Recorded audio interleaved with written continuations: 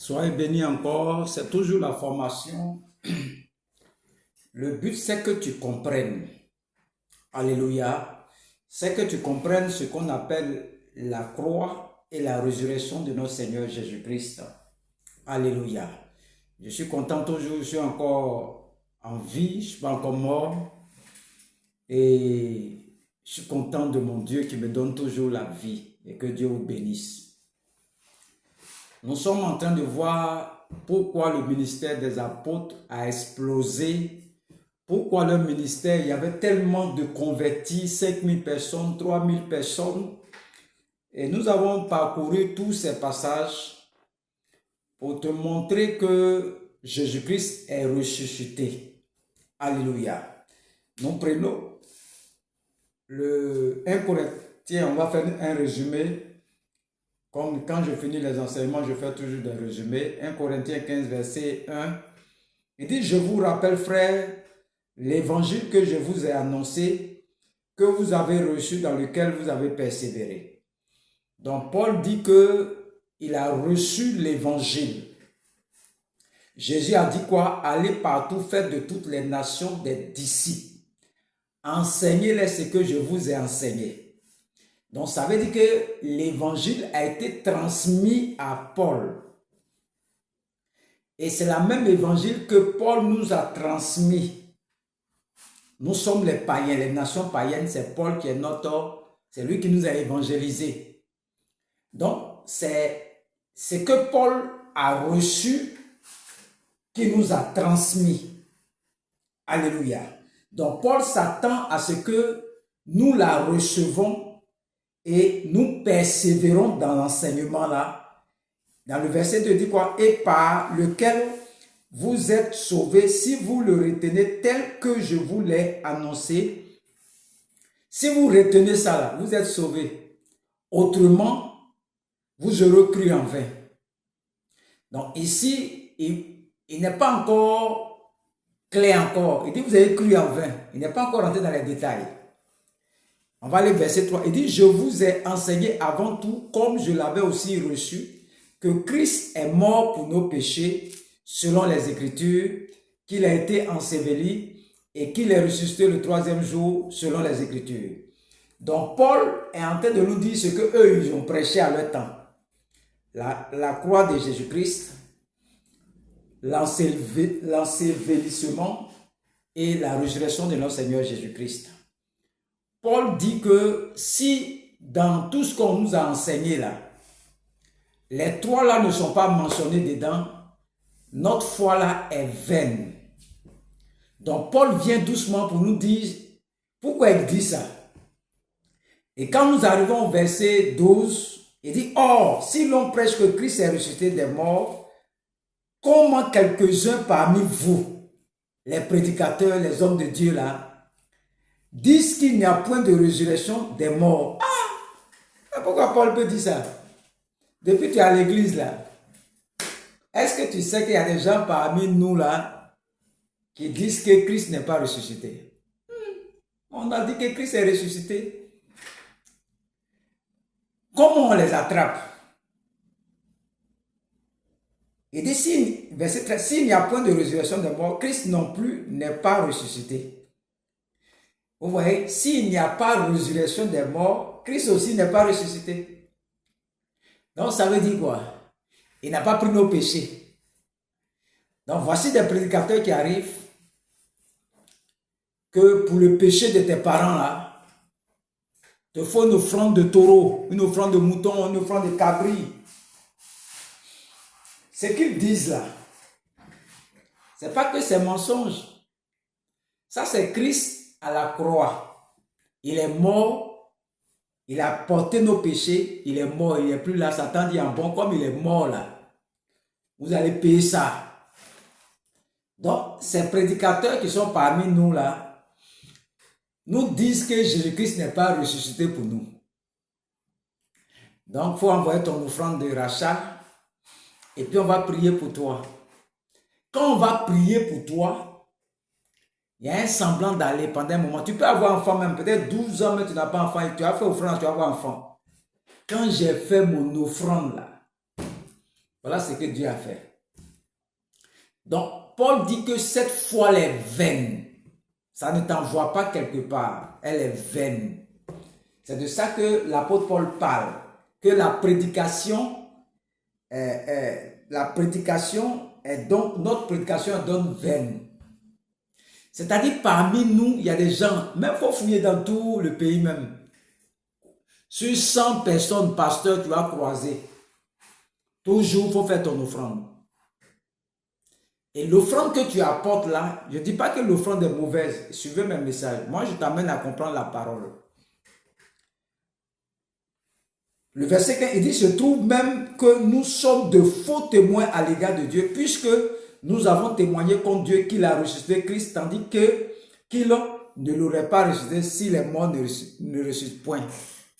Vous voyez, de telles prédications. Tu ne peux pas savoir que c'est Christ à la croix. Tu ne peux pas savoir. Si tu ne médites pas, tu ne vas pas savoir qu'on te parle de Christ à la croix. Tu ne vas pas savoir. Le verset, ça dit, car si les morts ne ressuscitent point, Christ non plus n'est pas ressuscité. C'est ce qu'ils sont en train de nous dire. En faisant ces offrandes de rachat, ces offrandes d'autel, ils sont en train de nous dire que Christ n'est pas ressuscité. Parce que le Christ qui a porté nos péchés là, il est mort. Il n'y a personne pour rembourser dette là. Donc Satan peut faire de toi ce qu'il veut. Tu fais ton offrande chaque 3 mois, mais chaque 6 mois, mais chaque année. Mais chaque fois, il faut faire ton offrande. Offrande d'autel, offrande, il faut faire chaque fois. Ça, c'est Christ à la croix. Il n'est pas sorti du temps. Il n'est pas sorti. Donc, si je m'arrête à la croix là-bas, les péchés vont revenir chaque fois. Vous ne voyez pas chaque fois vous demandez pardon. Seigneur, pardonne à ma maman. 6 mois après, quand tu vas dans un autre coup encore, Seigneur, pardonne à ma maman. Pourquoi le péché là revient toujours dans ta conscience? Parce que ce qu'on t'a prêché toujours, c'est Christ à la croix. Le verset 17 dit quoi? Et si Christ n'est pas ressuscité, votre foi est vaine. Vous êtes encore dans vos péchés. Vous voyez? On dit, quand tu fais les offrandes de rachat, là, lui qui te dit de faire, là, il te dit que Christ n'est pas ressuscité. Toi aussi, tu es d'accord avec ça. Donc, Paul insiste encore pour dire quoi? C'est que votre foi est vaine. Toi qui es dans ces choses-là, ta foi est vaine. Le verset 18, il dit, et par conséquent aussi, ceux qui sont morts en Christ sont perdus. Nos parents qui étaient chrétiens, qui sont morts, qui sont encore dans le tombeau, ils sont perdus aussi. Ils ont cru en vain. Si c'est dans cette vie seulement que nous espérions en Christ, nous sommes les plus malheureux de tous les hommes. Donc, à force de faire ces choses-là, ça va finir par te rendre malheureux. Malheureux. Le verset 20 dit quoi? Mais maintenant, Christ est ressuscité des morts. Il est les prémices de ceux qui sont morts. Ça veut dire quoi? Ça veut dire que si je te prêche la croix seulement, Christ n'est pas mort pour toi. Il n'est pas ressuscité. Mais si je te prêche la croix, que je transite par l'ensevelissement, par la résurrection, tu seras libre totalement. Mais la plupart des gens nous limitent à la croix. Parce que la croix là-bas, le péché va revenir chaque fois en toi. Bon, comme toi, c'est l'homme de Dieu qui a dit qu'il d'envoyer l'offrande. C'est un prophète, il ne ment pas. Donc tu prends, tu viens déposer. Tu vas voir ta vie après. Tu ne connais pas Satan. Satan, c'est que tu ne crois pas à la résurrection du Seigneur Jésus-Christ. Que l'acte que tu viens de poser là prouve que tu ne crois pas que Jésus est ressuscité. Donc Satan ne va pas te louper. Il va te cribler de balles. Te cribler de balles. Te cribler de balles. Parce que tu ne crois pas à la résurrection du Seigneur Jésus-Christ. Donc tu dois expérimenter la croix. Et puis aussi tu dois expérimenter la résurrection. Ne te limite pas à la croix seulement. Ces prédicateurs qui sont dans les offrandes d'autel, offrandes de rachat, toutes ces choses-là, Paul dit quoi? Parmi nous, il y a des gens qui disent qu'il n'y a pas de résurrection des morts que Jésus n'est pas ressuscité. Parce que si tu arrives à demander des offrandes de rachat à un fidèle, c'est que toi-même tu ne lis pas la Bible. C'est que tu lis, mais peut-être tu ne comprends pas. Quelqu'un qui a porté nos péchés, comme un chrétien, ses péchés sont déjà pris. C'est le pécheur là, ses péchés sont, ceux qui n'ont pas les gars, leurs péchés sont, il y a bien esprit, tu vas comprendre. Les péchés sont remis. Mais le chrétien, le péché est ôté. Les païens qui n'ont pas les gars, leurs péchés sont remis. S'ils meurent, ses enfants vont avoir tous les problèmes. C'est remis. Dieu remet ça. Dieu remet ça. Croyant qu'il va se convertir. Donc Dieu remet ses péchés. S'il ne s'est pas converti demain, il prend les mêmes péchés du païen, le pécheur, il remet ça encore. Mais nous les chrétiens, Dieu ne fait pas ça. Dieu a pris le péché. Voilà pourquoi toi et moi, nous sommes chrétiens aujourd'hui. Donc à toi maintenant de savoir là où tu veux que ta main arrive. Moi, j'ai accroché ma main où la résurrection arrive. La résurrection. J'étais dans tout ce que je t'enseigne là. Pourquoi Dieu a permis que je puisse t'enseigner ces choses? C'est parce que c'est ce que je faisais. C'est ce que moi-même j'enseignais. Et je pratiquais ces choses. Et Dieu m'a délivré complètement, libéré mes pensées complètement. Que je sorte de ces choses pour t'enseigner. Tout ce que je t'enseigne là, j'ai vécu ça. Voilà pourquoi je suis plus à l'aise quand je t'enseigne. Je me sens à l'aise. Parce que j'ai souffert dedans. On appelle ça des prisons sataniques. Tu es en prison, tu ne sais même pas comment faire pour sortir. Je t'enseigne la croix et la résurrection du Seigneur Jésus-Christ. Tous ceux qui demandent ces offrandes de rachat, Paul dit que notre foi est vaine. Nous ne croyons pas à la résurrection de notre Seigneur Jésus-Christ. Voilà pourquoi on a peur des démons. Il y a un démon ici. Pourquoi tu as peur comme ça? Parce que tu ne crois pas en ce Christ qui est ressuscité là. La peur qui est en toi prouve que tu ne crois pas en Christ qui est ressuscité. Vous voyez comment c'est simple? Vous voyez comment on attrape les faux prédicateurs? Comment on attrape les gens qui sont dans l'Ancien Testament? Très facile. Voilà pourquoi les apôtres Paul là, ils ne jouent pas avec les faux. Regardez leur parcours. Tous les faux, ils vont te détecter. Ils vont te détecter rapidement. Ils connaissent la parole. Tu joues avec la parole. Tout est dans la parole. Tu ne veux pas lire. Tu ne veux pas te former. Tu es en train de te plaindre seulement. Jésus ne bénit pas. Mais on te prêche un Christ qui est à la croix, qui est mort. Il n'est pas ressuscité. Tu vas faire offrande d'autel. Il y a des gens qui leur demandent offrande là. Il ne gagne même pas à manger.